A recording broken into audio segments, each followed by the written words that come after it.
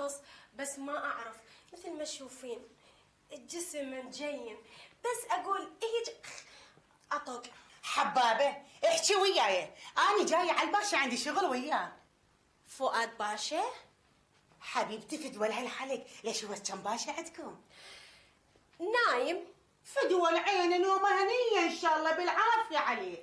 أصلا إحنا نومة العصر فلا نفوتها، عندنا ألف نومة. مسمورة؟ اي خالة، خاصة نومة العصر أنا أترخى بيها وأصير مثل الجيلاتين. جيلاتين؟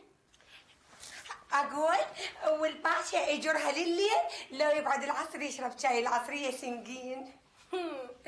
والله آسفة أني ما حد بلغني بحضوركم، ولا أعرف أصلا أنتوا شلون دخلتوا القصر.